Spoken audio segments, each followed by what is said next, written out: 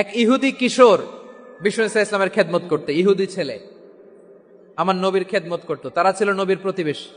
তো অনেকদিন হয় ইহুদি ছেলেটা আসে। এই পৃথিবীতে আল্লাহর সবচেয়ে বেশি প্রশংসা করেছেন বিশ্বনবী মুহাম্মদ সাল্লাল্লাহু, আবার নিজেও প্রশংসিত। আসসালামু আলাইকুম রহমতুল্লাহি ওয়াবারাকাতুহু। প্রিয় শিক্ষকবৃন্দ, আপনাদের সবাইকে জানাই আন্তরিক শুভেচ্ছা ও স্বাগতম। আমরা সবাই জানি ইসলাম একটি পূর্ণাঙ্গ জীবন ব্যবস্থা। এই দিন আমাদের শিখিয়েছেন কিভাবে চলতে হবে, কিভাবে কথা বলতে হবে, কিভাবে মানুষকে ভালোবাসতে হবে এবং কিভাবে আল্লাহর সন্তুষ্টি অর্জন করতে হবে।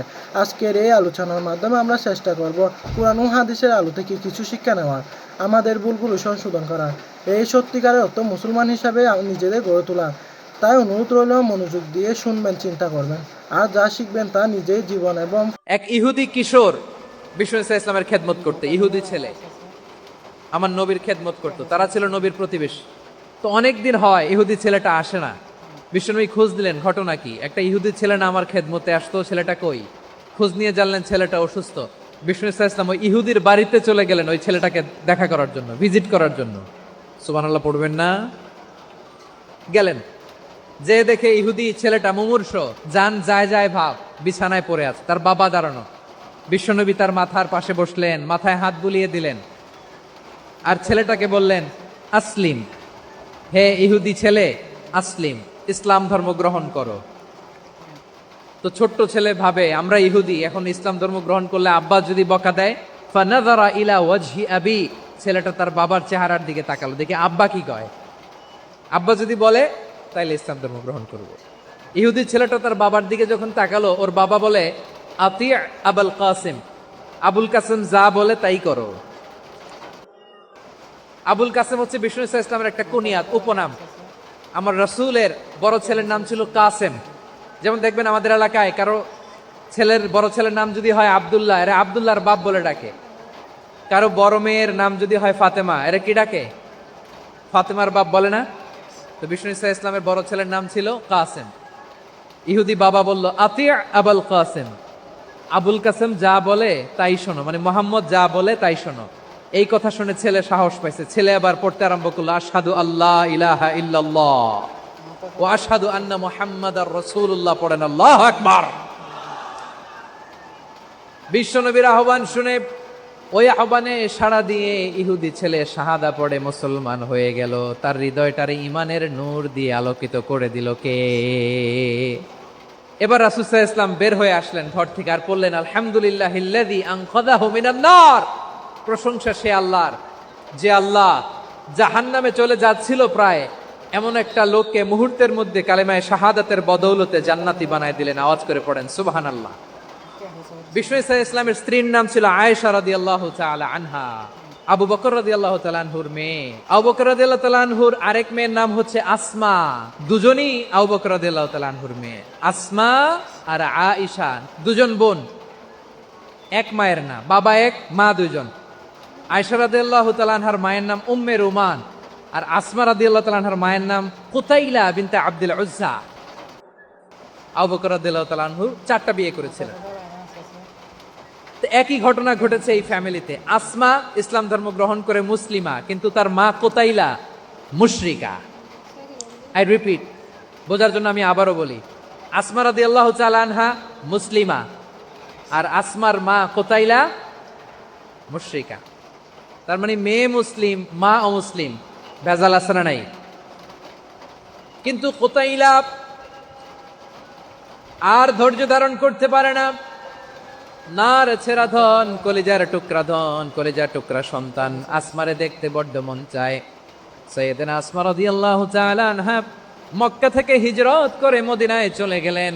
হুদাইবিয়ার পর যখন মক্কা মদিনার ট্রাফিক স্বাভাবিক হলো, মক্কার লোক মদিনায় যায়, মদিনার লোক মক্কায় আসে। কুতাইলা কলিজার টুকরা সন্তান আসমারে দেখার জন্য কিছু উপহার নিয়ে বিশাল মরুপথ পাড়ি দিয়ে মক্কা থেকে মদিনায় যায়। সুবহানাল্লাহ বলেন। এখন মা আসছে মেয়ের সাথে দেখা করতে, মেয়ে তো আর দেখা দেয় না। মেয়ে ভাবছে আমার মা তো মুশরিকা, অপবিত্রা, তার সাথে কি দেখা দেয়া যাবে? বিশ্বনবীর দরবারে চলে গেলেন। সুবহানাল্লাহ বলেন। কি সৌভাগ্যবান ছিল তারা, মাসলা জানার দরকার হলেই নবীর দরবারে চলে যেত। ঘরে বউয়ের সাথে ঝগড়া হলে নবীর দরবারে চলে যেত। অনেক সাহাবী বলে আমার পেটে ক্ষুধা লাগলো আমি নবীর কাছে চলে যেতাম, কারণ নবীর চেহারার দিকে তাকালেই আমার পেটের ক্ষুধা মিটে যেত। সাইয়েদনা উসমান রাদিয়াল্লাহু তাআলা আনহা বিশ্ব নবীর কাছে চলে গেলেন, যে বললেন ইয়া রাসূলুল্লাহ ইয়া হাবিবাল্লাহ ইন্না উম্মি কাদিমাতুন ইলাইয়া ওয়া হিয়া রাগিবা। আমার মা মক্কা থেকে অনেক দূর মরুর পথ পাড়ি দিয়ে উপহার সামগ্রী নিয়ে মদিনায় আমার সাথে দেখা করতে এসেছে গো নবী। আমার জানতে বড্ড ইচ্ছে হয় আমি আমার মুশরিকা মায়ের সাথে একটু দেখা করতে পারবো কিনা।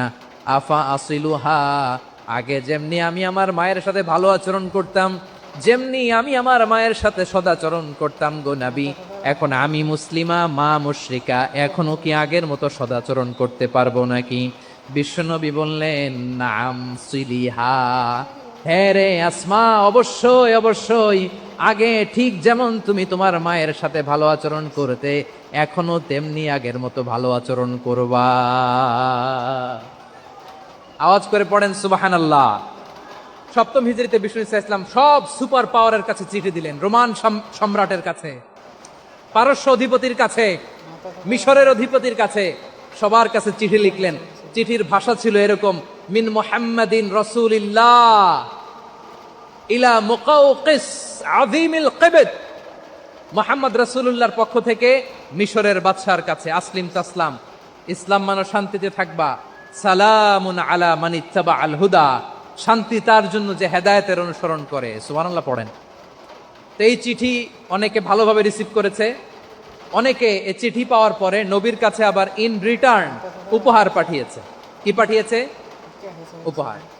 মিশরের বাদশাহ মুকাউকিস তিনি বিশ্বনবীকে বিশাল এক উপহারের ডালি পাঠিয়েছেন। মিশরের বাদশাহ মুকাউকিস ছিলেন ধর্মে খ্রিস্টান। লালমনিরহাটের ভাইয়েরা আওয়াজ করে বলেন, মিশরের বাদশাহ ধর্মে কি ছিল? খ্রিস্টান। কি উপহার দিয়েছিল আমার নবীকে? শুনতে মনে চায়? 1000 স্বর্ণ মুদ্রা। 1000 স্বর্ণ মুদ্রা। 2টা খ্রিস্টান দাসী, একজনের নাম মারিয়া বিনতে শামউন আল কিবতিয়া, আরেকজনের নাম সিরিন বিনতে শামউন আল কিবতিয়া। একজন খ্রিস্টান দাস 20 থান কাপড় জামা বানানোর জন্য, আমরা নবী যেন সেলাই করে জামা বানাতে পারে এজন্য 20 থান কাপড়, 20 থান ফাইন গার্মেন্ট। সুবহানাল্লাহ পড়বেন না? এরপরে একটা গাধা যেটার নাম ছিল উফাইর, আর একটা খচ্চর, এটার নাম ছিল দুলদুল। খচ্চর চিনেন? গাধা আর ঘোড়ার ক্রসিং এ যে প্রাণীটা দুনিয়াতে আসে ওটার খচ্চর বলে। তো এই যে সুপার পাওয়ার খ্রিস্টান বাদশার কাছে নবী চিঠি লিখলেন, ওই খ্রিস্টান বাদশা আমার নবীকে উপহার দিল। বিশ্বনবী এই উপহারগুলো সানন্দে গ্রহণ করেছে। সুবহানাল্লাহ পড়বেন না? তাহলে অমুসলিম কেউ যদি আপনাকে উপহার দেয়, হালাল উপহার হলে আপনি গ্রহণ করতে পারবেন। অনুরূপভাবে পারস্যের বাদশাহ, রোম সম্রাট বিশ্বনবীকে উপহার পাঠিয়েছেন, আমার নবী সবগুলো উপহার গিফট গ্রহণ করেছেন। সুবহানাল্লাহ বলেন। তাহলে প্রিয় লালমনিরহাট আওয়াজ করে বলুন, ইসলাম কি ন্যারো মাইন্ডেড রিলিজিয়ন না ব্রড মাইন্ডেড? আম্মাজান আয়েশার কাছে মাসালা জানতে চায় মেয়েরা, হে আম্মাজান, অগ্নি উপাসকেরা তাদের ঈদের দিন নওরোজের সময় আমাদেরকে পাখি দেয়, নেওয়া যাবে? উনি বললেন ওরা জবাই করে দিলে নেওয়া যাবে না, কিন্তু ওরা যদি ফলমূল এরকম খাবার দেয় এগুলো নেওয়া যাবে। তার মানে অমুসলিমদের দেয়া উপহার এটা গ্রহণ করা যায়। সুবহানাল্লাহ বলেন। শুধু তাই নয়, বিষ্ণু ঈসা ইসলাম অমুসলিমদের সাথে আর্থিক লেনদেনও করেছেন, ফিনান্সিয়াল ডিলিং করেছেন। অমুসলিমদের সাথে প্রয়োজনে আপনি ফিনান্সিয়াল ডিলিং করতে পারবেন। আমরা প্রায় দেখি বাজারের মিষ্টির দোকানগুলো আমার হিন্দু ভাইদের। লালমনিরহাটে মিষ্টির দোকান, দইয়ের দোকান কারা চালায়? হিন্দুরা চালায় না? তারপরে যে বারবার শপ, চুল কাটে যে নাপিত, অধিকাংশ নাপিতের দোকানে কারা? আমার হিন্দু ভাইরা। তা আপনি চুল কাটতে পারবেন কিনা? পারবেন কিনা বলেন? পারবেন। তার দোকান থেকে দই মিষ্টি কিনতে পারবেন কিনা? হ্যাঁ, আমার মুসলিম ভাইয়ের দোকান থাকলে ওইটারে আমি বেশি প্রায়োরিটি দিব, ঠিক কিনা? কিন্তু যদি তাদের সার্ভিস নিতে চান, প্রোডাক্ট নিতে চান, পারবেন। তার দলিল সহিহ বুখারী, আম্মা জান আয়েশা রাদিয়াল্লাহু তাআলা আনহা বলেন, ইশতারা রাসূলুল্লাহ সাল্লাল্লাহু আলাইহি ওয়াসাল্লাম মিন ইয়াহুদিয়িন তুআমান ওয়া রাহানাহু দিরআহু মিন হাদিদ। রাসূল সাল্লাল্লাহু আলাইহি ওয়াসাল্লাম এক ইহুদির কাছ থেকে, কার কাছ থেকে? আমার নবী, পেয়ারা নবী এক ইহুদির কাছ থেকে জব কিনেছিল। জব বার্লি, যেটা দিয়ে রুটি বানায়, ওই জবের দাম দেওয়া টাকা পয়সা নবীর কাছে ছিল না। ফলে নবী ওনার একটা পোশাককে মর্গেজ রেখেছিলেন, মর্গেজ, বন্ধক, যে এখন এটার দাম দিতে পারবো না, কয়েক কেজি বার্লি নিয়ে যাই আর বন্ধক হিসেবে আমার জামাটা রেখে গেলাম, যেদিন দাম দিব ওই দিন জামাটা ছুটায় নিয়ে যাব। বাকিতে নিছিলেন, বাকিতে। দিরআহুমিন হাদিদ, লোহার তৈরি বর্ম, মানে যুদ্ধের পোশাক, লোহা দিয়ে বানানো। বিশ্বনবী বললেন, কয়েক কেজি জব দাও, টাকাটা পরে দিব, এখন টাকা নাই, বন্ধক হিসেবে, মর্গেজ হিসেবে আমার জামা রেখে গেলাম, যখন টাকা দিব জামা ছুটায় নিব। আওয়াজ করে বলতে হবে সুবহানাল্লাহ। এ থেকে বোঝা গেল অমুসলিমদের সাথে ফিনান্সিয়াল ডিলিং করা যায়, অর্থনৈতিক লেনদেন করা যায়, কেনাবেচা করা যায়, প্রোডাক্ট কেনা যায়। এমনকি আমাদের মসজিদে নববীতে বারান্দায় আপনারা একটা অটোমেটিক ফ্লাইং আমব্রেলা দেখছেন? সূর্য যখন বাড়ে মসজিদে নববীর বারান্দায় ইয়ার্ডের মধ্যে অটোমেটিক্যালি কিছু আমব্রেলা আছে, সাঁ করে খুলে যায়, আর সূর্যের তাপ লাগে না। আবার সন্ধ্যাবেলায় এই আমব্রেলাগুলো ওরা ক্লোজ করে ফেলে, দেখেন নাই না? দেখছেন? এই মসজিদে নববীকে সর্বোচ্চ উন্নত মানের কনস্ট্রাকশন ইনফ্রাস্ট্রাকচারে ডেভেলপ করার জন্য কর্তৃপক্ষ কিছু অমুসলিম ইঞ্জিনিয়ারের, ডিজাইনারের সহায়তা নিয়েছিল। সুবহানাল্লাহ বলেন। কোন দলিলের ভিত্তিতে? এই দলিলের ভিত্তিতে যে বিষ্ণু ঈসা ইসলাম অমুসলিমদের সাথেও লেনদেন করেছেন। আওয়াজ করে বলতে হবে আল্লাহু আকবার। শুধু তাই নয়, ইন কেস অফ ইমার্জেন্সি, প্রয়োজনে ইসলামের খাতিরে, ইসলামকে সামনের দিকে এগিয়ে নিয়ে যাওয়ার জন্য অমুসলিমদের সাপোর্ট নেওয়া জায়েজ আছে। সুবহানাল্লাহ বলেন। অমুসলিমদের সাপোর্ট নেয়া, তাদের থেকে অর্থ নেয়া, পলিটিক্যাল সাপোর্ট, পলিটিক্যাল অ্যাসাইলাম নেওয়া জায়েজ আছে। খুলনাতে সর্বশেষ যে আমি প্রোগ্রাম করে গেলাম, সেখানে কয়েকশো হিন্দু ভাই আসছে আমাদের আলোচনা শুনতে, আলহামদুলিল্লাহ। অনেক বৌদ্ধরা আসে, অনেক খ্রিস্টানরা আসে। এবার সফরেও অনেক হিন্দু ভাইরা আমার সাথে দেখা করেছে, তারা বলেছে হুজুর আমরা আপনার আলোচনা শুনি, আলহামদুলিল্লাহ বলেন। So it's our responsibility to present our religion to our non-Muslim brothers and sisters. আদতে বাংলাদেশের ইতিহাস বলে আমাদের দেশে কোনো দাঙ্গা নাই, আছে? লালমনিরহাটের ভাইরা আওয়াজ করে বলেন, আমাদের দেশে হিন্দু মুসলিম দাঙ্গা আছে? আমরা ভাই ভাই, আওয়াজ করে বলুন তো আমরা কি ভাই ভাই। কিন্তু কিছু দুষ্ট লোক আছে, তারা আমাদের সম্পর্কের মধ্যে ফাটল ধরাতে চায়, ঠিক কিনা বলেন? মাঝে মাঝে ঝগড়া লাগাতে চায়। দেখবেন পত্রপত্রিকায় দেখা যায় বিভিন্ন ধর্মীয় উপাসনালয়গুলোতে হামলা চালানো হয়, এগুলো রাজনৈতিক উদ্দেশ্য প্রণোদিত, এগুলোর সাথে ইসলামের কোনো সম্পর্ক নাই। এজন্য এই দুর্বৃত্তদের ব্যাপারে আমাদের সাবধান থাকতে হবে। আমরা সবসময় যেমনি ঐক্যবদ্ধ, ইউনাইটেড, আমরা যদি এরকম ইউনাইটেড থাকি, এই সমস্ত দুর্বৃত্তদের কালো হাত ভেঙে দিতে আমাদের 1 ঘন্টাও লাগবে না। চিল্লায় বলো ঠিক কিনা? আমরা সংঘবদ্ধ থাকবো। এই যে আমাদের পিসফুল কো এক্সিস্টেন্স, শান্তিপূর্ণ সহাবস্থান। হিন্দুরা পূজা করে, যেদিন হিন্দুদের পূজা অনুষ্ঠান আমরা ওই দিন তাফসির মাহফিল করি না, ঠিক কিনা বলেন? যেদিন আমাদের তাফসিরুল কোরআনের প্রোগ্রাম, ওই দিন আমাদের হিন্দু ভাইরা ডিস্টার্ব করে না। সুবহানাল্লাহ। হিন্দুদের পূজা অনুষ্ঠানে মাদ্রাসার ছাত্র যে পাহারা দেয়, গোটা বিশ্বে এরকম দৃষ্টান্ত নজির বিরল, ঠিক কিনা বলেন? আইন শৃঙ্খলা বাহিনীর পাশাপাশি মাদ্রাসার ছাত্ররা যে সেখানে পাহারা দেয়, গোটা পৃথিবীতে এই দৃষ্টান্ত আপনি পাবেন। মাদ্রাসার ছাত্ররা, তারা তো কোরআনের ধারক, তারা হাদিসের ধারক, তারা কেন মন্দির পাহারা দিবে? এই সম্প্রীতিকে ধরে রাখার জন্য, এই সৌহার্দ্যকে ধরে রাখার জন্য, আমাদের পারস্পরিক ভালোবাসাকে অটুট রাখার জন্য। আওয়াজ করে বলতে হবে ঠিক কিনা? এখন বলেন, আমাদের এই ভালোবাসা অটুট থাক আমরা চাই কি চাই না? আমরা হিন্দু মুসলিম মিলেমিশে শান্তিপূর্ণ সহাবস্থান, সাম্প্রদায়িক সম্প্রীতি, লালমনিরহাটের ভাইয়ের আওয়াজ করে বলুন, এই সাম্প্রদায়িক সম্প্রীতি আমরা চাই কি চাই না? আল্লাহ এই দেশকে তুমি বরকতময় করো, বাংলাদেশকে তুমি শান্তিময় করো। আওয়াজ করে সবাই বলেন আমিন। এই জায়গাটাতে সামান্য একটু আওয়াজ হচ্ছিল, এটাও থেমে গেছে, আলহামদুলিল্লাহ আলহামদুলিল্লাহ। এখন একেবারে everything is in my control, মাশাআল্লাহ। ঠিক আছে, আমি মূল আলোচনায় যাই। প্রিয় ভাইরা, আমি বলেছিলাম আমার আলোচনার বিষয় হচ্ছে শান্তিপূর্ণ সহাবস্থান, সাম্প্রদায়িক সম্প্রীতি। আমরা দেখব ইসলাম আমাদেরকে কি কি দিক নির্দেশনা দেয়। আমি আপনাদের খেদমতে সূরাতুল আনআমের 108 নম্বর আয়াত তেলাওয়াত করেছি। এখানে আল্লাহ রাব্বুল ইজ্জা ওয়াল জালাল তিনি ইরশাদ করছেন, ওয়ালা তাসুব্বুল্লাযীনা يدعون من دون الله فيسبوا الله عدوا بغير علم كذلك زينا لكل أمة عملهم ثم إلى ربهم مرجعهم فينبئهم بما كانوا يعملون رب العالمين বলেন, গোলাম ও আমার ইমানদার বান্দারা শোনো শোনো, ও আমার বিশ্বাসী বান্দারা শোনো শোনো, লা তাসুব্বুল্লাযীনা ইয়াদউনা মিন দুনিল্লাহ ফায়াসুব্বুল্লাহা আদওয়াম বিগাইরি ইলম। ও আমার বিশ্বাসী বান্দারা, যারা আল্লাহকে ব্যতি রেখে, আল্লাহকে বাদ দিয়ে অন্য উপাস্যকে ডাকে, দেবীর পূজা করে, দেবতাদের পূজা করে, তোমরা খবরদার তাদের গালি দিও না। আওয়াজ করে বলেন, কি দিও না?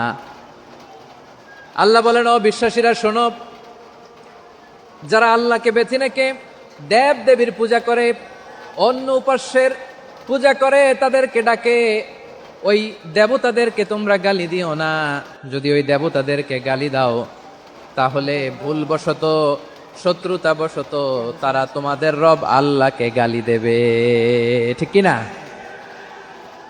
তোমরা যদি তাদের দেবতাদের গালি দাও, ওরা রেগে তোমার আল্লাহরে গালি দিবে, তাহলে আল্লাহরে গালি খাওয়ানোর কারণ হয়ে গেলাম আমি, ঠিক কিনা বলেন? রব্বুল আলামিন বলেন, খবরদার বিশ্বাসীরা, আল্লাহ ছাড়া যারা অন্যান্য উপাস্যদেরকে ডাকে, দেবতাদেরকে ডাকে, তাদেরকে তোমরা গালি দিও না। ওই সমস্ত দেবতাদেরকে যদি তোমরা গালি দাও, তাহলে তারা আল্লাহকে গালি দিবে, ঠিক কিনা বলেন? আমরা দেবতাদের গালি দিলে ওরা আল্লাহকে গালি দিবে। রব্বুল আলামিন বলেন, খবরদার দেবতাদেরকে গালি দিও না, তাহলে ওরা। এই পৃথিবীতে আল্লাহর সবচেয়ে বেশি প্রশংসা করেছেন বিশ্বনবী মুহাম্মদ সাল্লাল্লাহু আলাইহি ওয়াসাল্লাম। আবার নিজেও প্রশংসিত, ওনার এক নাম আহমদ, মানে যিনি সবচেয়ে প্রশংসা করে। আবার মুহাম্মদ মানে নিজেও প্রশংসিত। জান্নাতীদেরকে নিয়ে বিশ্বনবী যখন কিয়ামতের দিন বিচার শেষে জান্নাতের দরজায় যে কড়া নাড়বে, ওই দিন বিশ্বনবীর হাতে একটা পতাকা থাকবে।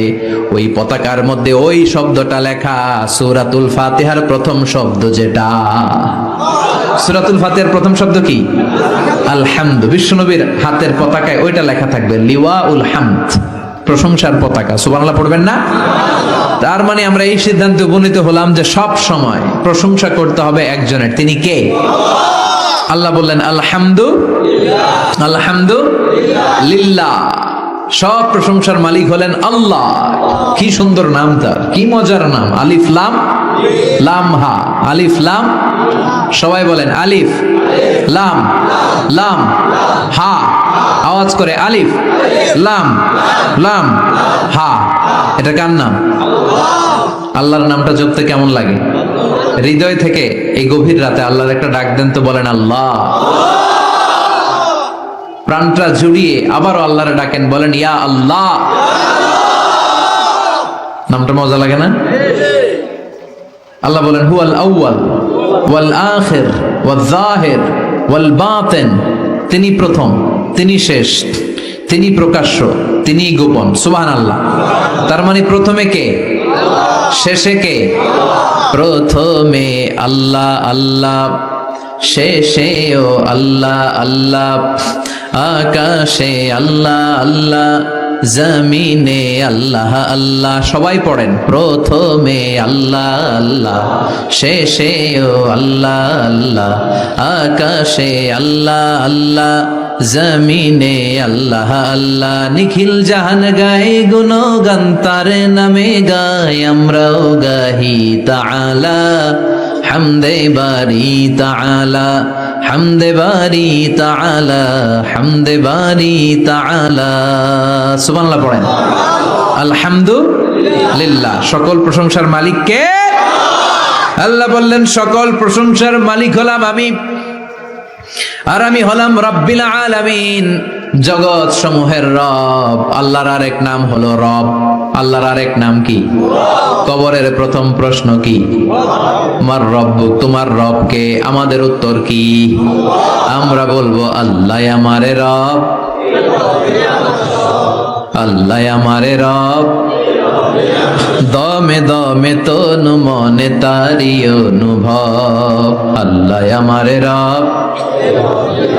তোমার দুনিয়াতে আমি যেদিকে তাকাই, অথই নিয়ামাতে ডুবে আছি সবাই। পাখ পাখালির গানে শুনি তাসবিহ কলরব, তাসবিহ কলরব, আল্লাহ আমারে রব।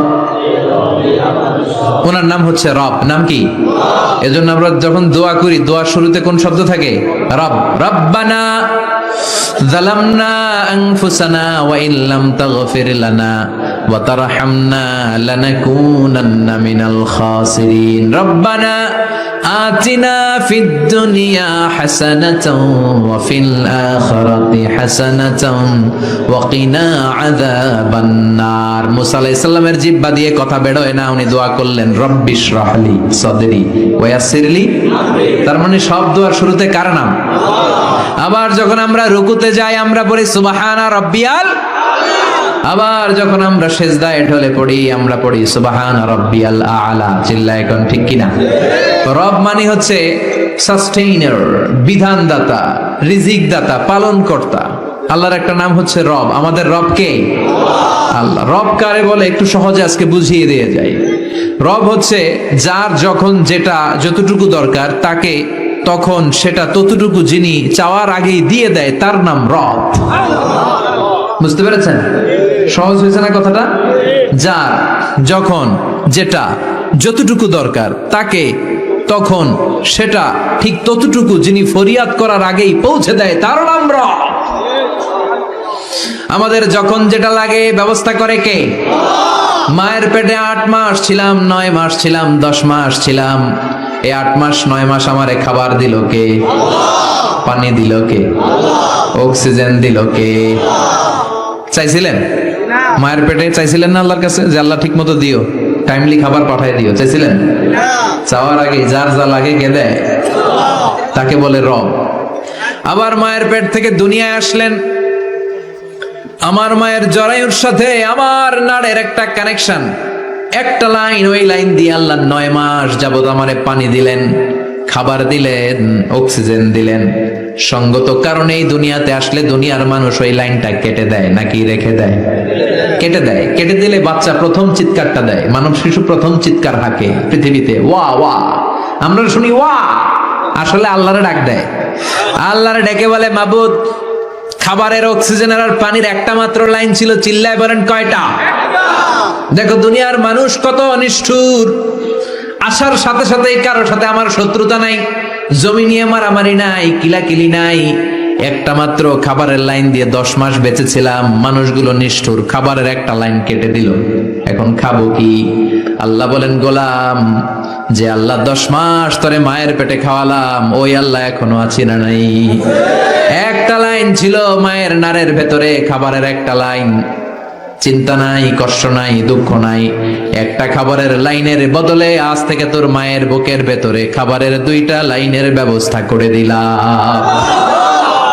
চাইছিলেন যে আল্লাহ আসার সাথেই তো আমার লাইন কেটে দিবে, খানা কিন্তু রেডি রেখেন আল্লাহ? চাইছিলেন না সবাই? চাওয়ার আগে যার যা লাগে যিনি দিয়ে দেয় তার নাম। তাফসীর বুঝতে পারছেন? এরপরে মায়ের দুধ খেতে লাগলাম। মায়েরা গভীর রাত মাইকের সাউন্ড যাদের কানে যায়, বুকের দুধ খাওয়াবেন ছেলে মেয়েদেরকে। বাচ্চা ডেলিভারি হওয়ার পরেই মায়ের বুকে যে দুধটা, সেটার বলে শাল দুধ। এটা আল্লাহর পক্ষ থেকে বাচ্চার জন্য প্রাকৃতিক টিকা। সুবহানাল্লাহ কবেন না? আমরা হসপিটালে যে টিকা দেই 5টা 7টা, প্রথম টিকাটা আল্লাহ ফ্রি দিয়ে দিছে। বাচ্চাদের গ্রোথ হবে না যদি না খাওয়ান। খাওয়াবেন, সব মায়েরা খাওয়াবেন। ওয়াল ওয়ালিদাতু ইউরদি'না আওলাদাহুন্না হাওলাইনি কামিলাইন, 2 বছর খাওয়াবেন। যারা বৃদ্ধাশ্রমে থাকতে চান না তারা খাওয়াবেন। ছেলে আমার মস্ত মানুষ, মস্ত অফিসার, মস্ত ফ্ল্যাটে যায় না দেখায় পারে ও পার, নানান রকম জিনিস আর আসবাব দামি দামি, সবচেয়ে কম দামি ছিলাম একে মাত্র আমি। ছেলের আবার আমার প্রতি অগাধ সম্ভ্রম, আমার ঠিকানা তাই বৃদ্ধাশ্রম। কি দুঃখের কথা, মা কেঁদে কেঁদে বলে কোনো মা বাবার জন্য বৃদ্ধাশ্রমে থাকা না লাগে, ঠিক কিনা? তো বৃদ্ধাশ্রমে যারা থাকতে চান না তাদেরকে দুধ খাওয়াবেন, দেখবেন এই ছেলেগুলো এরকম ডাকাত হবে না। আল্লাহ তুমি বুঝার তৌফিক দাও। তার মানে মায়ের পেটে যখন ছিলাম খাবার দিল কে? দুনিয়াতে আসার পরে বুকের দুধের ব্যবস্থা করলো কে? আচ্ছা, মায়ের বুকের দুধ যখন আমরা খেতাম আমাদের দাঁত ছিল? ছিল না। তার মানে দাঁত দরকার নাই, দেয়ও নাই। বয়স আমার 1 বছর 2 বছর যখন হইতে শুরু করলো, একটু বড় হয়েছে, এখন তো শুধু দুধে চলবে না, এখন মাছ খাইতে হবে, গোশ খাইতে হবে, কুরবানির হাড্ডি চাবাইতে হবে, কথা কন। তো এখন আমার দাঁতের দরকার আছে না নাই? দাঁত যখন দরকার ছিল না দেয় নাই, যখনই দরকার তখনই দিছে কে? আবেদন করছিলেন না অনলাইনে? কথা কন। অনলাইনে আবেদন করছিলাম তো আমরা, জাল্লা বয়স যখন ঠিক এই পর্যায়ে চলে যাবে দাঁত দিও তুমি, দাঁত চাইছিলেন? চাওয়ার আগে যিনি দেয় তার নাম। দেখেন বাংলাদেশে ভাল্লুক, উল্লুক, বাঘ যেগুলো আছে এগুলোর গায়ের পশমগুলো পাতলা। এই বাঘই যেগুলো স্ক্যান্ডিনেভিয়ান কান্ট্রিগুলোতে, সাইবেরিয়াতে আছে, ডেনমার্কে আছে, সাইবেরিয়াতে, তারপর নরওয়েতে, অসলোতে যেই বাঘ ভাল্লুকগুলো আছে ওদের চামড়া ইয়া মোটা, মনে হয় যেন প্রাকৃতিক কম্বল দিয়ে আল্লাহ এই সিংহটারে তৈরি করছে। উট শুধু আরব দেশেই নাই, আরব দেশের উটের চামড়া বড় পাতলা, কিন্তু নরওয়ে স্ক্যান্ডিনেভিয়ান ওই বরফের এলাকাতে উট হয়, ওই উটের গায়ের মধ্যে ইয়া লম্বা লম্বা পশম। তার মানে ওখানে প্রচন্ড ঠান্ডা, ওখানে সার্ভাইভ করতে গেলে, বাঁচতে হলে গায়ের মধ্যে মোটা কম্বল লাগবে। চাওয়ার আগেই ওই প্রাণীগুলোরে কম্বল দিয়ে পাঠিয়েছে কে? আবার এই দেশের প্রাণীগুলোর চামড়া যদি মোটা হতো, উলের পশম থাকতো আর কম্বলের মতো সেটিং করা থাকতো, এই দেশের বাঘ ভাল্লুক গুলার কষ্ট হতো। তাই এদেশের বাঘ ভাল্লুক আর ওটের চামড়া পাতলা করেছে কে? সুবহানাল্লাহ কইবেন না? যার যখন যেটা যতটুকু দরকার তাকে তখন সেটা ততটুকু চাওয়ার আগে যিনি দেয় তার নাম আল্লাহ। বললেন আমি হলাম রব্বিল আলামিন, জগৎ সমূহের রব। আলাম মানে একটা জগৎ, আলামিন মানে অনেক জগৎ, মাল্টি ডাইমেনশনাল ইউনিভার্স।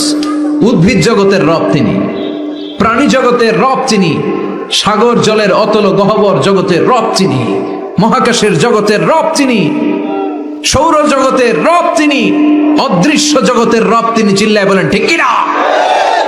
এজন্য আল্লাহ বললেন আলহামদুলিল্লাহ রাব্বিল আলামিন, যত জগৎ আছে সব জগতের রব আল্লাহর জন্য প্রশংসা। রাজি আছেন?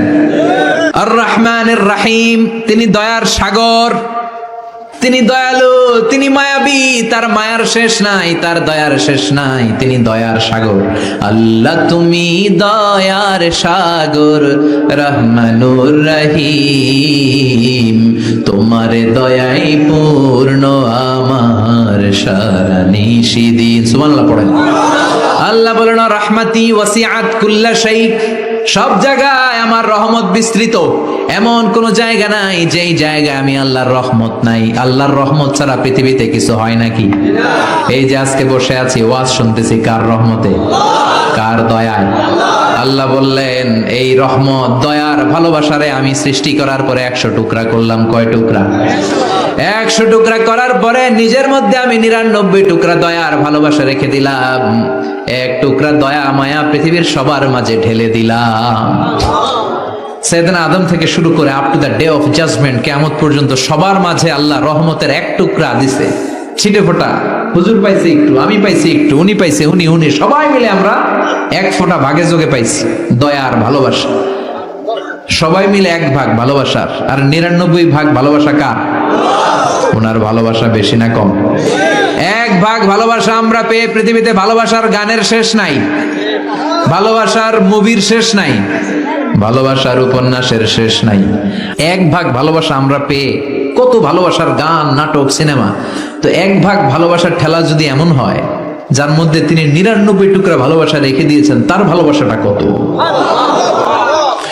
1 টুকরা ভালোবাসার নমুনা হিসেবে আমরা দেখি ছেলের জন্য বাবা জীবন দেয়, আছে না নাই? ছেলের অ্যাক্সিডেন্ট থেকে বাঁচাতে যে ছেলেটারে ধাক্কা মেরেছে, গাড়ি এসে বাবারে থেতলে ফেলেছে।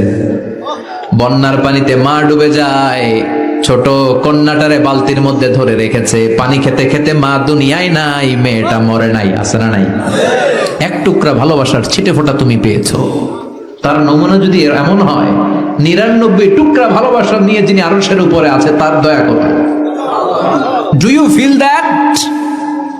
Do you imagine that? আপনি কি এটা ফিল করেন? আপনাকে ফিল করতে হবে। এজন্য আল্লাহ বলে, গোলাম 24/7, 24 ঘন্টা আমার দরজা খোলা। কত পাপ করেছিস, কত অন্যায় করেছিস, কত পর্নোগ্রাফি দেখেছিস, কত হিন্দি সিনেমা দেখেছিস, কত অশ্লীল মেয়েদের নাচ দেখেছিস, রাত্রিবেলা নেকেড ভিডিও দেখেছিস, কত অন্যায় করেছিস, আজও আমার দরজা তোর জন্য খোলা আছে না নাই? চোখের পানি ছাড়, যায় নামাজটা বিছিয়ে দে, 2 রাকাত নামাজ পড়ে আমারে ডাক দে, ডাক দেওয়ার সাথে সাথে তোর দোয়া কবুল হয়ে যাবে। কত পাপ করেছিস, আল্লাহ ডেকে বলে, তোর পাপ যদি হয় খালের পানির সমান, বিলের পানির সমান, আমি আল্লাহর দয়া তো সাগরের পানির সমান। তোর পাপ যদি হয় পাহাড়ের সমান, জেনে রাখ আমি আল্লাহর দয়া আকাশের সমান। ভরসা লাগে? আল্লাহর উপর ভরসা লাগে না? মনে রাখবেন, এখানে আমরা সবাই পাপী। আমরা কি? কুল্লুকুম খাত্তাউন খায়রুল খাত্তাইন আত-তাওয়াবুন। সবাই পাপী, কিন্তু সবচেয়ে ভালো পাপী ওই পাপী যেই পাপী পাপ করার পরেই তওবা করে। তওবা করতে রাজি আছেন তো? যত পাপ আপনার হোক, টেনশন নাই, আমাদের ভরসা একজনের উপর। চিল্লায় বলেন, তিনি কে? বনি ইসরাইলের এক আবেদ 100 বছর ইবাদত করেছে। কিয়ামতের দিন আল্লাহ খুশি হয়ে বলবেন, ও আল্লাহর ওলি, উদখুলিল জান্নাতা বিরহমাতি, go to the paradise with my mercy. আমার দয়া আর ভালোবাসায় জান্নাতে ঢুক। আল্লাহর ওলি বলবে, বালবি আমালি, আপনার দয়া দিয়ে জান্নাত কেন? আমার আমল দিয়ে যেতে চাই, আমি নামাজ তো কম পড়ি নাই, তো দয়া লাগবে কেন আপনার? আল্লাহ বলবেন, তাই? আমার দয়া ছাড়া তুই জান্নাতে যেতে পারবি? কি আমল করেছিস তুই? ওকে, লেটস মেক এ ক্যালকুলেশন, চল একটা হিসাব করি। তোর শত শত বছরের তাহাজ্জুদ গুলারে এক পাল্লায় রেখে দে, আর দয়া করে মায়া করে দুনিয়াতে সৌন্দর্য দেখার জন্য চোখ যে দিয়েছি, চোখটা একটা পাল্লায় রেখে দে। এক পাল্লায় 500 বছরের তাহাজ্জুদ, আরেক পাল্লায় কি? এই দুটি চোখ দিয়েছি বলে দেখো যে কত অপরূপ, নয়নাভিরাম খেতে খামারের জুড়াই জ্বালা, বিধুর ধূপ তোমার দেয়া চোখের শুকুর জানাবো তার ভাষা কই, যতই দেখি ততই যেন পলক ছাড়া চেরই। সুবহানাল্লাহ পড়েন। এক পাল্লায় চোখ রাখা হবে, আর এক পাল্লায় 500 বছরের তাহাজ্জুদ রাখা হবে। ওজন দেওয়ার পরে দেখা যাবে মুহূর্তের মধ্যে চোখের পাল্লা ভারী হয়ে গেছে।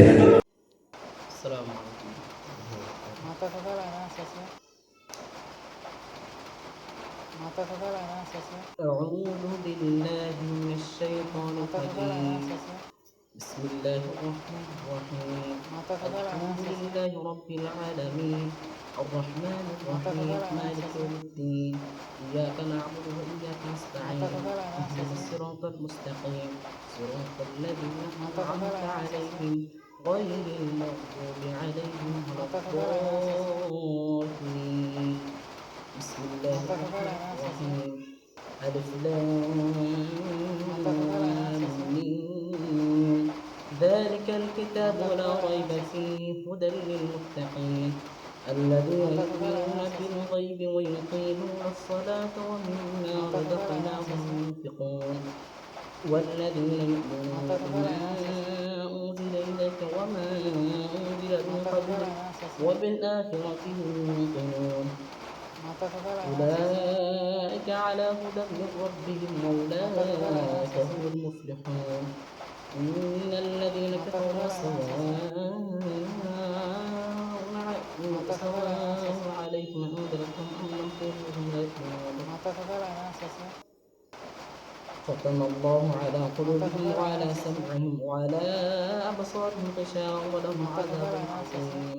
ومن الناس من يقول آمنا بالله وباليوم الآخر وما هم بمؤمنين يخادعون الله والذين آمنوا وما يخدعون إلا أنفسهم وما يشعرون.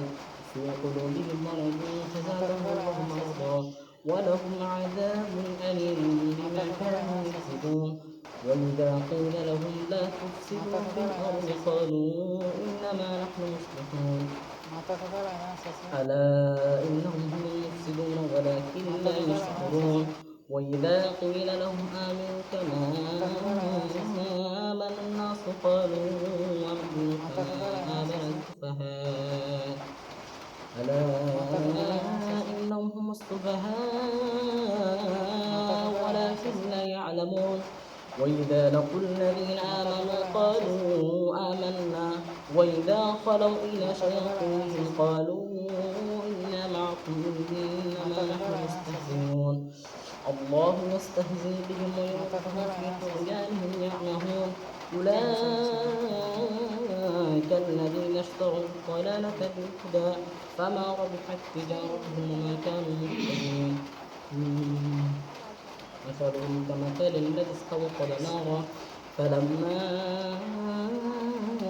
أضاءت ما حوله ذهب الله بنورهم وتركهم في ظلمات لا يبصرون ثم بكم عمي فهم لا يرجعون أو كصيب من السماء فيه ظلمات ورعد وبرق يجعلون أصابعهم في آذانهم من الصواعق حذر الموت والله محيط بالكافرين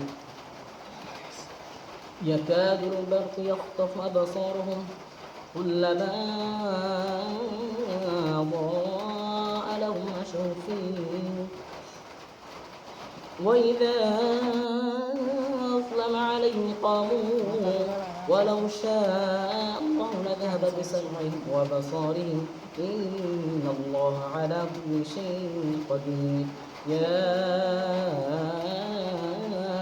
أيها الناس اعبدوا ربكم الذي خلقكم والذين من قبلكم لعلكم تتقون الذي جعل لكم الأرض فراشا والسماء بناء وأنزل من السماء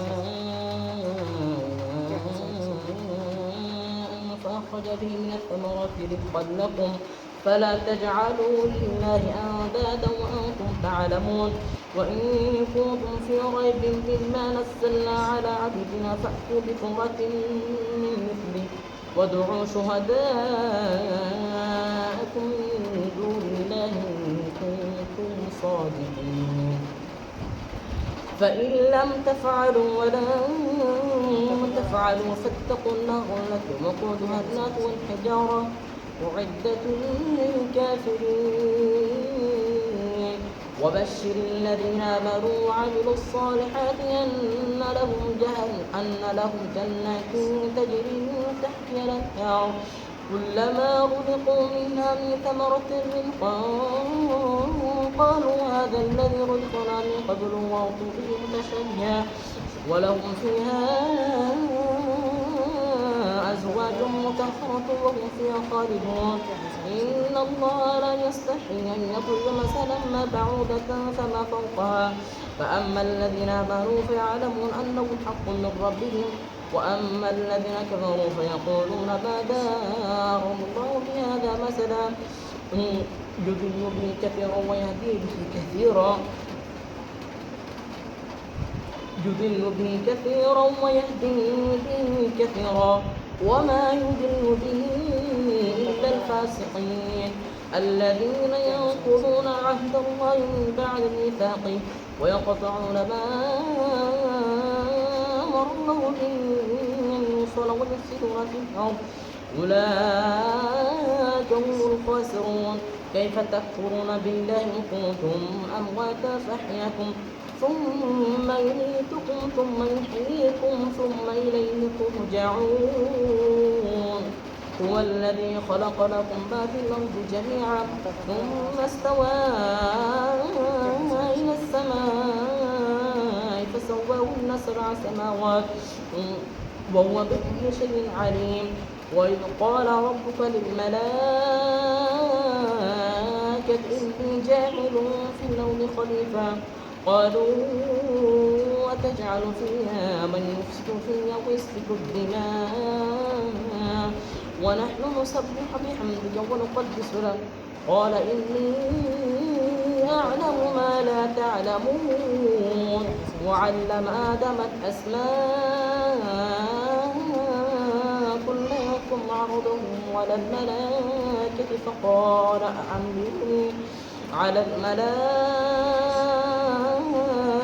فقال أنبئوني بأسماء هؤلاء إن كنتم صادقين قالوا سبحانك لا علم لنا إلا ما علمتنا إنك أنت العليم الحكيم قال يا آدم أنبئهم بأسمائهم فلما أنبأهم بأسمائهم قال ألم أقل لكم إني أعلم غيب السماوات والأرض وأعلم ما تبدون وما تكتمون وإذ قلنا للملائكة اسجدوا لآدم فسجدوا إلا إبليس أبى واستكبر وكان من الكافرين وقلنا يا آدم اسكن أنت وزوجك الجنة وكلا منها رغدا حيث شئتما ولا تقربا هذه الشجرة فتكونا من الظالمين فأزلهما الشيطان عنها فأخرجهما مما كان فيه وقلنا اهبطوا بعضكم لبعض عدو ولكم في الأرض مستقر ومتاع إلى حين فتلقى آدم من ربه كلمات فتاب عليه إنه هو التواب الرحيم قلنا اهبطوا منها جميعا فإما يأتينكم مني هدى فمن تبع هدايا فلا خوف عليهم ولا هم يحزنون والذين كفروا وكذبوا بآياتنا أولئك أصحاب النار هم فيها خالدون يا بني إسرائيل اذكروا نعمتي التي أنعمت عليكم وأوفوا بعهدي وفي بعهدكم وإياي فارهبون وآمنوا بما أنزلت مصدقا لما معكم ولا تكونوا أول كافر به ولا تشتروا بآياتي ثمنا قليلا وإياي فاتقون ولا تلبسوا الحق بالباطل وتكتمون الحق وأنتم تعلمون وأقيموا الصلاة وآتوا الزكاة واركعوا مع الراكعين أتأمرون الناس بالبر وتنسون أنفسكم وأنتم تتلون الكتاب أفلا تعقلون واستعينوا بالصبر والصلاة وإنها لكبيرة إلا على الخاشعين الذين يظنون أنهم ملاقو ربهم وأنهم إليه راجعون يا بني إسرائيل اذكروا نعمتي التي أنعمت عليكم وأني فضلتكم على العالمين واتقوا يوما لا تجزي نفس عن نفس شيئا ولا يقبل منها شفاعة ولا يؤخذ منها عدل ولا هم ينصرون وإذ نجيناكم من آل فرعون يصومونكم سوء العذاب يذبحون أبناءكم ويستحيون نساءكم وفي ذلكم بلاء من ربكم عظيم وإذ فرقنا بكم البحر فأنجيناكم وأغرقنا آل فرعون وأنتم تنظرون وإذ واعدنا موسى 40 ليلة ثم اتخذتم العجل من بعده وأنتم ظالمون ثم عفونا عنكم من بعد ذلك لعلكم تشكرون وإذ آتينا موسى الكتاب والفرقان لعلكم تهتدون وإذ قال موسى لقومه يا قوم إنكم ظلمتم أنفسكم باتخاذكم العجل فتوبوا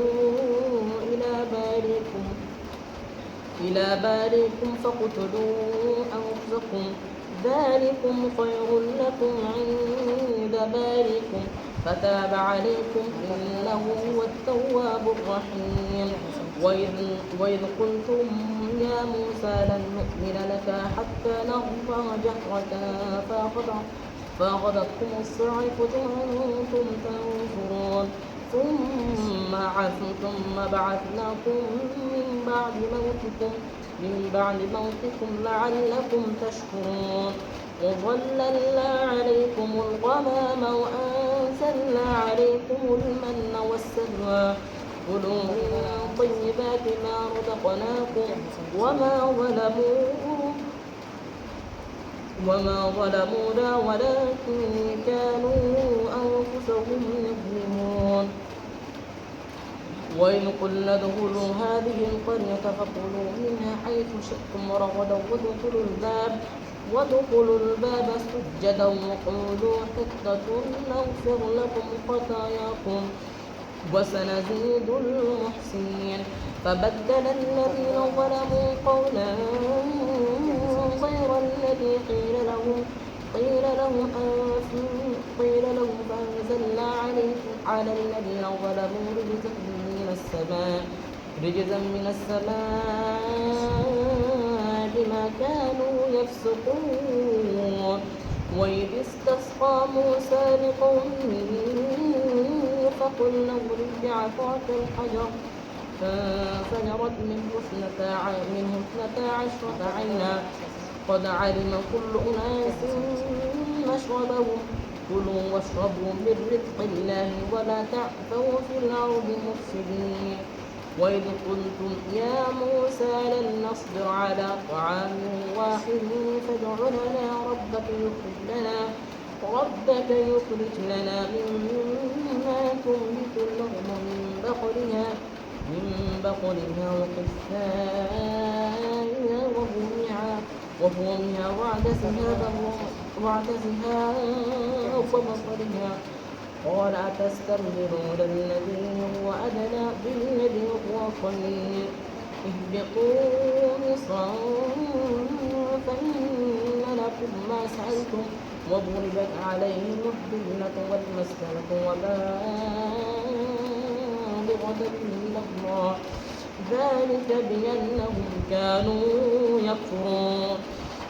ذلك بأنهم كانوا يكفرون بآيات الله ويقتلون النبيين بغير حق ذلك بما عصوا وكانوا يعتدون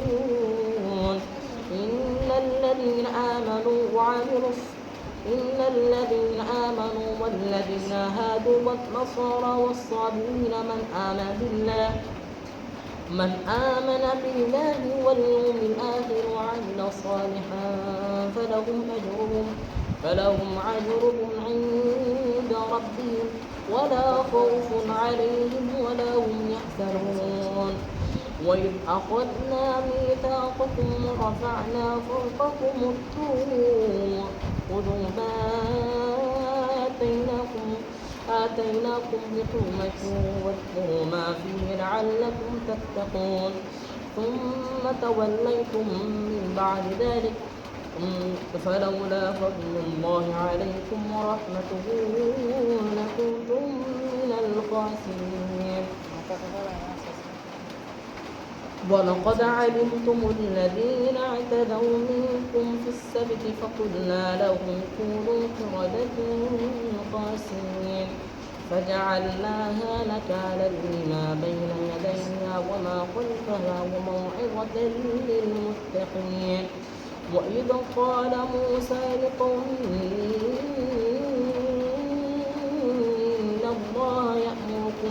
إن الله يأمركم أن تذبحوا بقرة قالوا أتتخذنا هزوا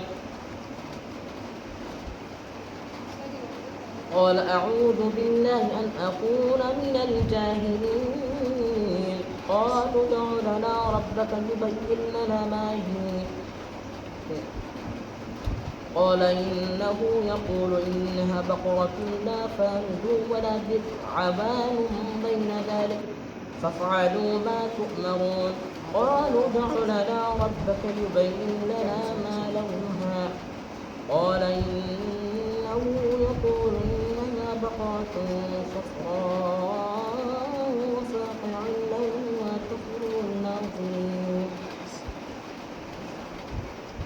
قالوا ادع لنا ربك يبين لنا ما هي إن البقرة شابه علينا وإنا إن شاء الله لمهتدون قال إنه يقول إنها بقرة لا ذلول تثير الأرض ولا تسقي الحوض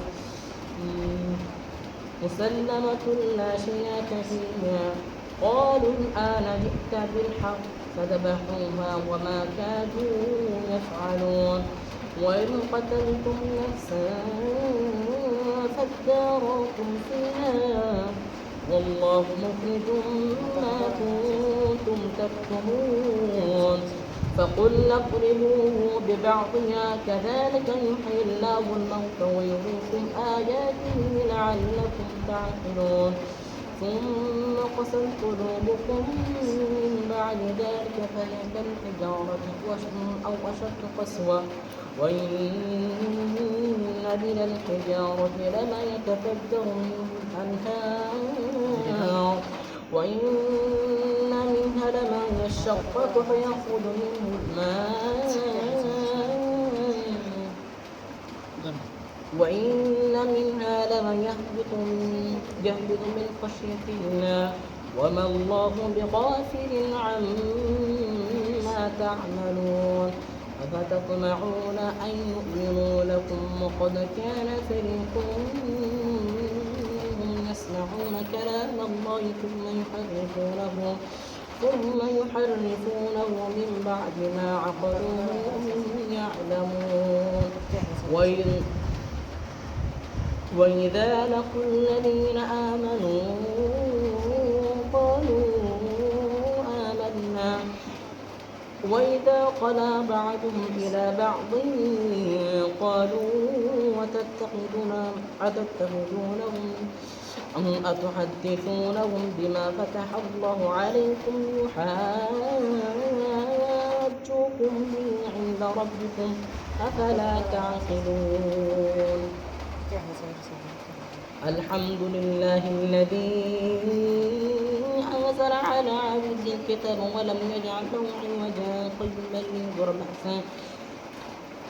بأسا شديدا من لدنه ويبشر المؤمنين الذين يعملون الصالحات أن لهم أجرا حسنا ماكثين فيه أبدا وينذر الذين قالوا اتخذ الله ولدا ما لهم به علم ولا لآبائهم كبرت كلمة تخرج من أفواههم إن يقولون إلا كذبا فلعلك باخع نفسك على آثارهم إن لم يؤمنوا بهذا الحديث أسفا إنا جعلنا ما على الأرض زينة لها لنبلوهم أيهم أحسن عملا وإنا لجاعلون ما علينا صعيدا وجرزا أم حسبت أن أصحاب الكهف والرقيم كانوا من آياتنا عجبا إذ أول الفتنة إلى الكهف فقالوا ربنا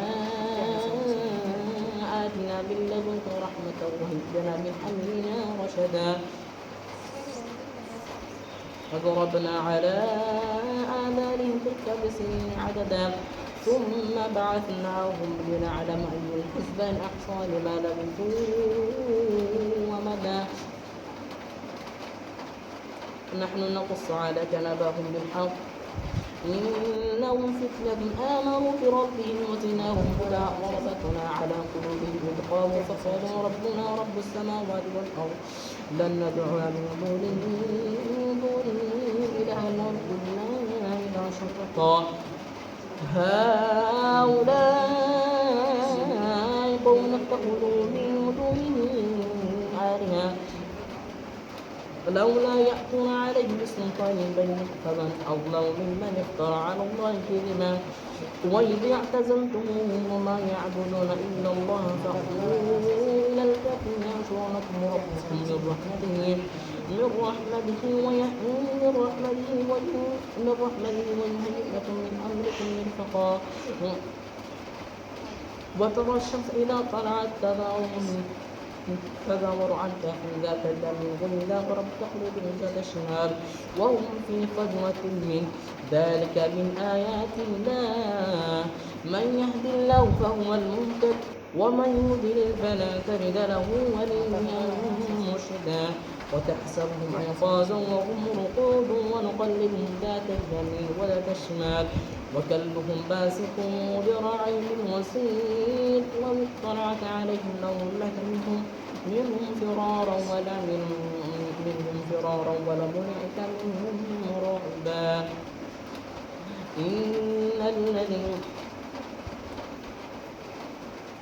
وكذلك بعثناهم ليتساءلوا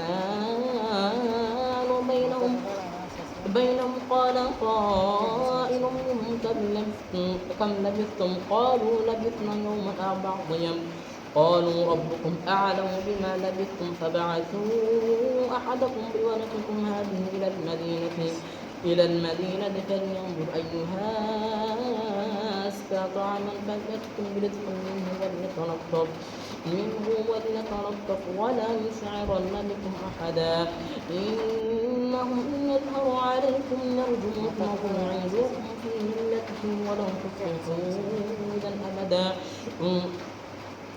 وكذلك أعثرنا عليهم ليعلموا أن وعد الله حق وأن الساعة لا ريب فيها إذ يتنازعون بينهم أمرهم فقالوا ابنوا عليهم بنيانا ربهم أعلم بهم قال الذين غلبوا على ربهم على أمرهم لنتخذن عليهم مسجدا سيقولون ثلاثة رابعهم كلبهم ويقولون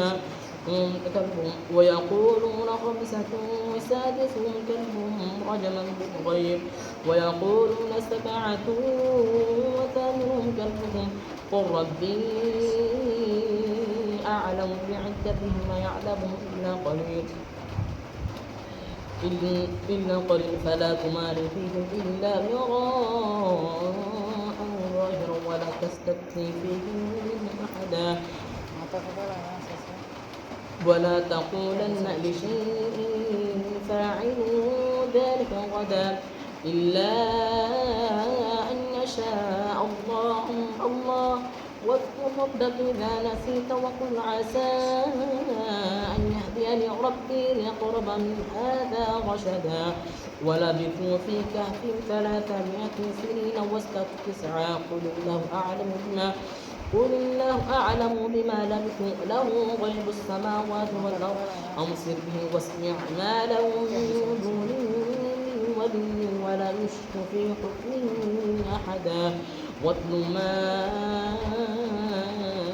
أوحي إليك من كتاب ربك لا مبدل لكلماته ولا تجد من دونه ملتحدا واصبر نفسك مع الذين يدعون ربهم بالغداة والعشي يريدون وجهه ولا تعد عينك عنهم تريد زينة الحياة الدنيا ولا تطع من أغفلنا قلبه عن ذكرنا واتبع هواه وكان فرطا وقل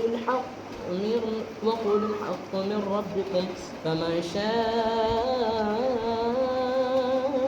فليؤمن ومن شاء فليكفر إنا أعتدنا للظالمين نارا أحاط بهم سرعها وإن يستغيثوا يغاثوا بماء كالمهل يشوي الوجوه بئس الشراب وساءت مرتفقا وإن الذين آمنوا وعملوا الصالحات إنا لا نضيع أجر من أحسن عملا أولئك لهم جنات عدن تجري من تحتها الأنهار يحلون فيها من أساور من ذهب ويلبسون ثيابا خضرا من سندس واستبرق متكئين فيها على الأرائك نعم الثواب وحسنت مرتفقا وضرب لهم مثلا الرجلين جعلنا لأحدهما جنتين من أعناب وحفظناهما بنخل وجعلنا بينهما زرعا كلتا الجنتين آتت أكلها ولم تظلم منه شيئا وفجرنا خلالهما نهرا وكان له ثمر فقال لصاحبه وهو يحاوره أنا أكثر منك مالا وأعز نفرا ودخل جنته وهو ظالم لنفسه قال ما أظن أن تبيد هذه أبدا وما أظن الساعة قائمة ولن يردت إلى ربي لأجدن خيرا منها منقلبا قال له صاحبه وهو يحاوره أكفرت بالذي خلقنا من تراب ثم من نطفة ثم سواك رجلا لكن هو الله ربي ولا أشرك بربي أحدا ولولا